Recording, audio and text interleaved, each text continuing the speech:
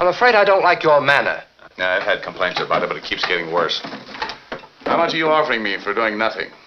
I really hadn't gotten around to thinking about it. You suppose you could get around to thinking about it now? How would you like a swift punch on the nose? I trembled at the thought of such violence.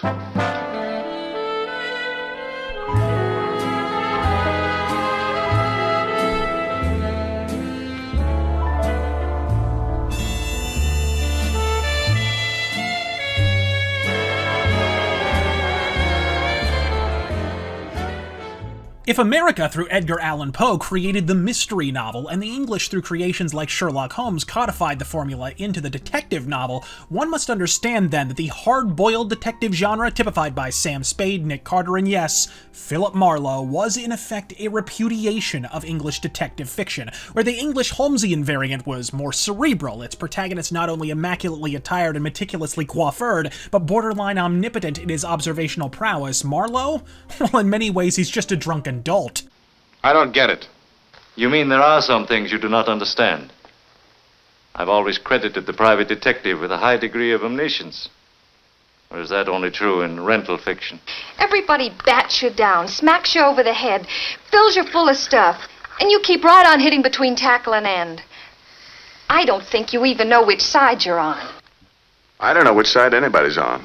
I don't even know who's playing today. He's wise to the street, sure, but he's rarely even a half step ahead of the hoods. He's just a street-wise city slicker rolling up his sleeves and diving hip-deep into the whodunit. The result? A more conversational first-person narrative perspective relayed by a more relatable cinematic surrogate. The office bottle hadn't sparked me up, so I'd taken out my little black book and decided to go grouse hunting. Nothing like soft shoulders to improve my morale.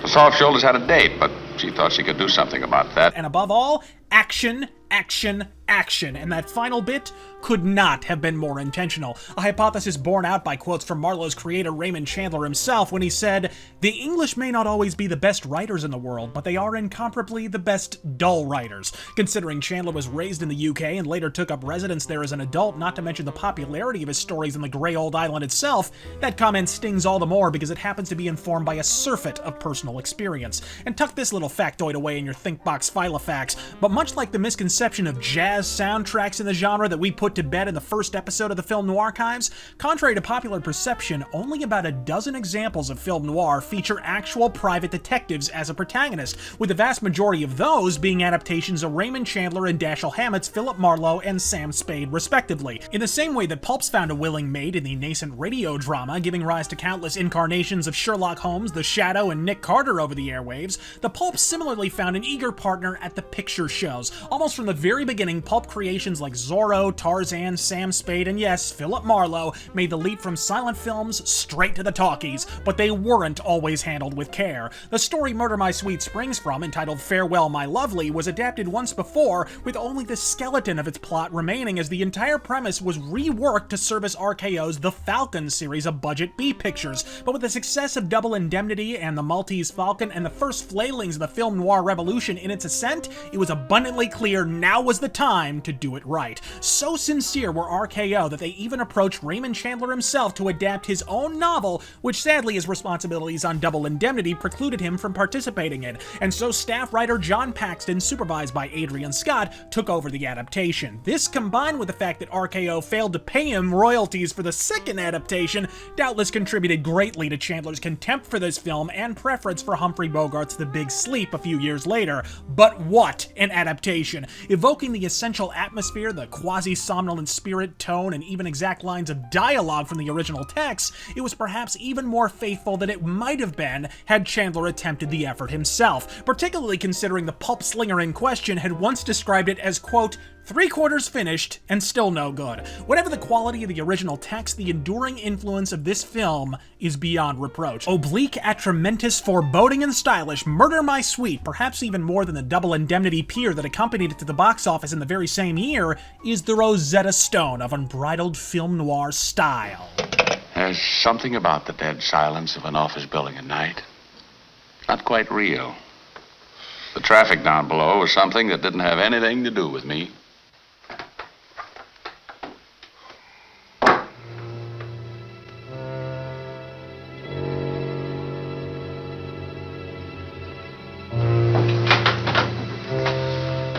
seen your name on a blackboard downstairs. And of the many Marlowes on film, be it Bogey, Elliot Gould, or even the immortal Robert Mitchum in the 70s, I dare say Dick Powell is my absolute favorite. Freewheeling, improvisational, and eternally equipped with seismic snark for any occasion, Dick Powell's essentially affable nature lends likability and unmitigated cool factor to a character that, if mishandled, could degenerate into a hapless dunce.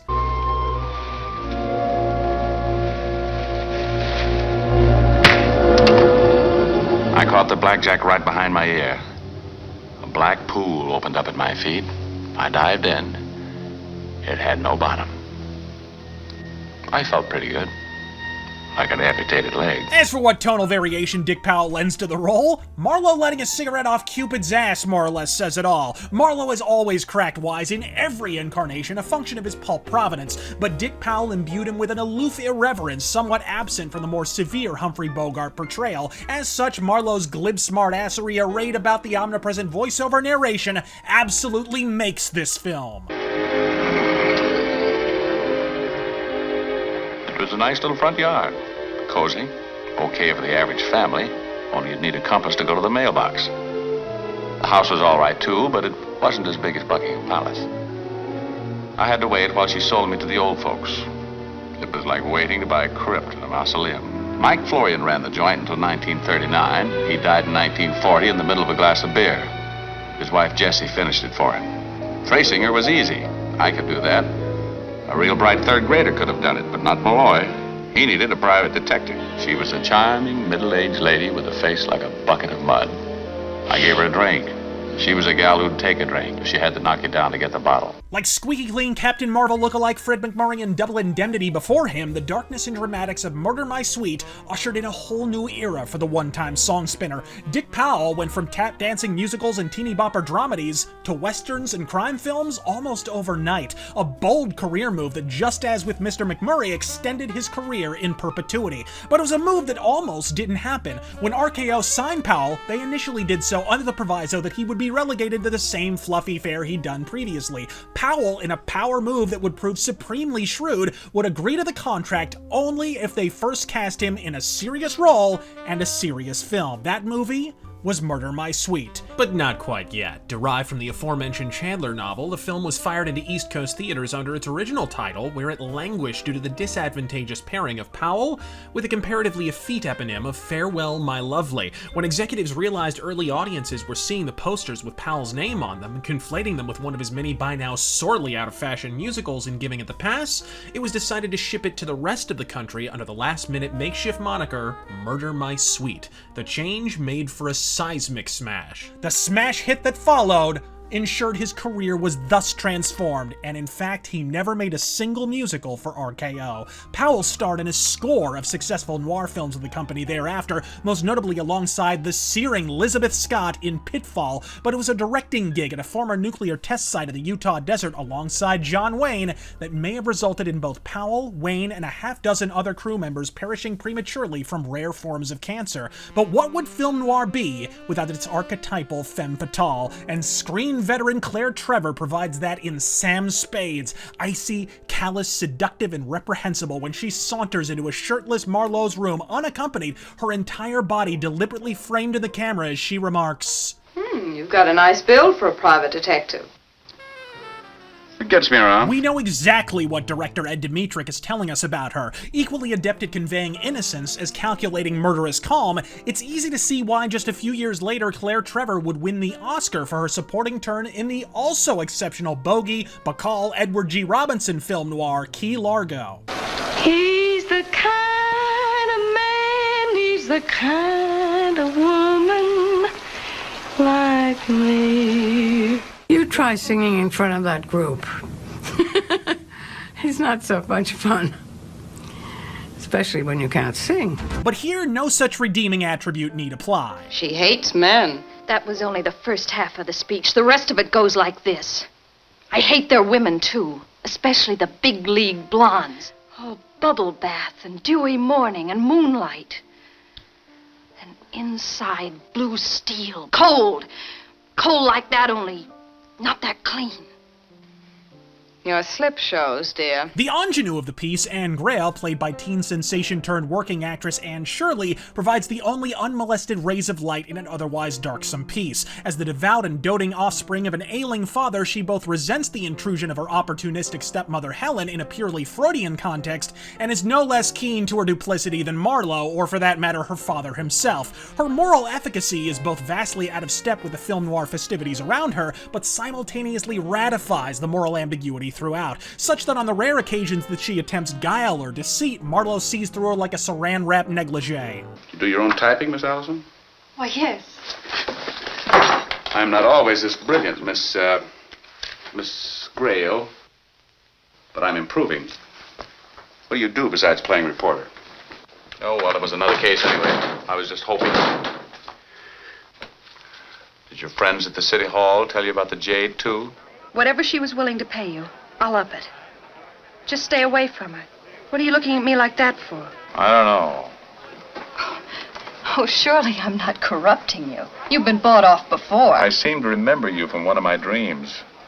One of the better ones. Though arguably actress Anne Shirley's real life would have made far better filmic fodder, from her childhood stardom to her abrupt retirement immediately after this film when she retired after her then-husband Adrian Scott, who, oh hey, by the way, also wrote this film, was unceremoniously outed as a communist and listed among the Hollywood 10. Anne divorced him immediately, but that was all she wrote for the rising star, and she never worked again. Writer Adrian Scott would later be fingered by name by Murder My Sweet's director Edward Dmytryk, who, while being blacklisted himself, among other claims, asserted that Mr. Scott outright demanded that Dmytryk insert, and I quote, communist propaganda into the film. So I had to, as they say, purge myself, which was not difficult for me to do because I was completely, disillusioned about everything else. And that's all. And then I started out by making a little tiny film for the King brothers for $5,000, just to prove that I could go ahead and that the American audience wouldn't boycott me. I couldn't work for a left-winger because I was a fink, a renegade. I couldn't work for the right-wingers because they said, once a communist, always a communist. And there were a few, thank God, I had a pretty fat career in spite of that. As Kenneth Lloyd Billingsley describes in his exceptional book Hollywood Party, in the McCarthy hearings that followed, Adrian Scott was revealed to be one of the most active proponents of the Communist Party of America, even being so brazen as instructing his second wife, Joan LaCour, after he had already been blacklisted, to fundraise for the cause by soliciting prominent Hollywood actors, many of whom, including Groucho Marx, acceded. In their defense, she often did this by outright lying, claiming it would go to Spanish Civil War relief or to aid German refugees. It was men like Adrian Scott that served as the bridge for what fellow screenwriter and avowed communist Lester Cole later described as, quote, a growing unity between communists and left liberals that, again I quote, developed rapidly between 1936 and 1939. Just one of many pertinent details TCM hacks like Eddie Mueller conveniently omit when discussing the monstrous McCarthy trials. One can only speculate if this ideological bent accounts at least partially for the many ways Murder My Sweet seemed hellbound to subvert the censors. I mentioned the Hays production code in the Double Indemnity episode, but I doubt I emphasized fully what a ponderous 10-ton muskox perched atop the chest of cinema the institution could actually be. To tell anything resembling a gritty street-level crime drama would have been a virtual impossibility under those strictures without filmmakers and writers working in perfect concert to skirt them with surety. Double Indemnity, for example, implied sexual intercourse through well-placed scene transitions. Case in point, here's Phyllis Dietrichson and Walter Neff before Infidelity. And I don't want you to hang, baby.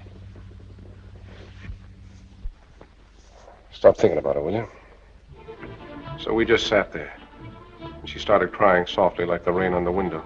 And after, smoking on the couch, clothes slightly askew, legs splayed wide, those two just cinematically screwed in 1940s film noir fashion. The character of Marriott in Murder My Sweet, by the same token, is about as openly homosexual as you could get in a 40s film, from references other characters make about his hygiene and appearance. I let in a guy a couple of hours ago. He said it was important. Okay? He's in love and in a big hurry. He'll get over that. Cute little fella, isn't he? Yeah. Sober? Yeah. He smelled real nice. To offhanded comments made by Marlowe himself. Marriott was a blackmailer of women. It was good. Women liked him around. His interest in clothes and jewelry came easy. Comprehending now the strictures filmmakers face when tackling even the bare necessities of procreation, perhaps now you can understand the enormity and import of Philip Marlowe not only being doped up to his gills for an extended sequence of psychedelia, but referencing cocaine by name. The black pool opened up at my feet again, and I dived in. Next thing I remember, I was going somewhere. It was not my idea. The rest of it was a crazy, coked-up dream.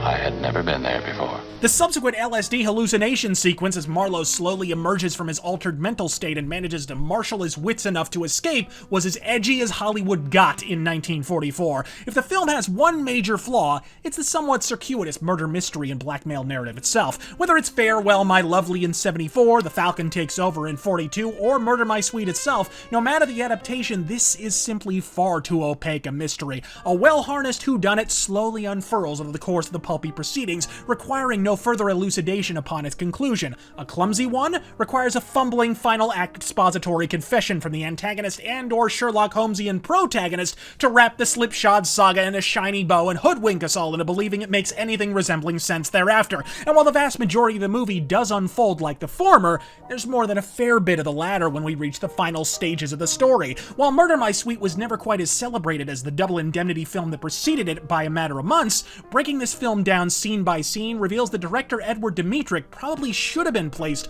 on the same pedestal as the legendary Billy Wilder, particularly with regard to framing scenes to reflect the psychology of its content. For example, when Amthor first grills Marlowe on the missing jade, you'll notice more or less even framing, with both characters seated on opposite couches reflecting their more or less even psychological footing as they probe the other's motivations and size up their grasp of the mystery before them. Yet as Marlowe overplays his hand, stating his wildly incorrect theory as to the motivations for the murder of Marriott and the theft of the jade, notice the camera zoom in deeply on Amthor's face, indicating the slow dawning realization that he's now firmly in control, having perceived the depth of Marlowe's ignorance. When the camera pans back, it's now Amthor who looms above Marlowe, who's not only seated and supine, but whose body is largely blocked from the frame entirely. And this will doubtless be a recurring theme on the film Noirchives. In the same way that I vociferously contend that black and white film photography is not an outright downgrade from color, boasting objective advantages with its greater emphasis on texture, lighting, and contrast,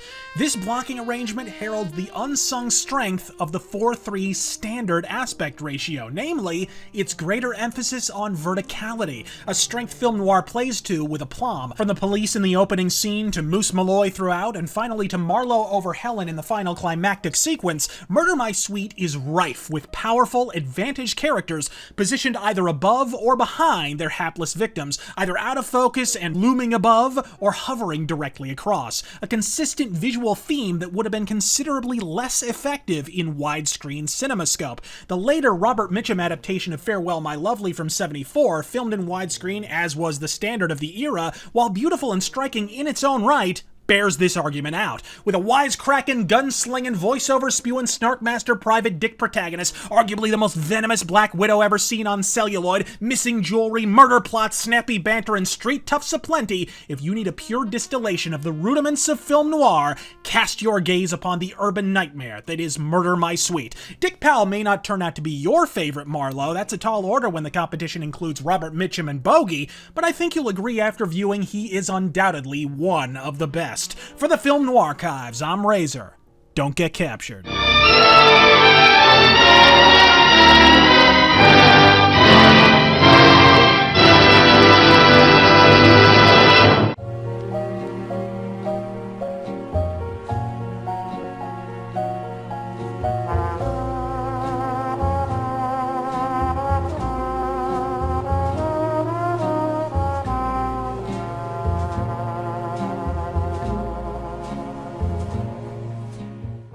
I find men very attractive.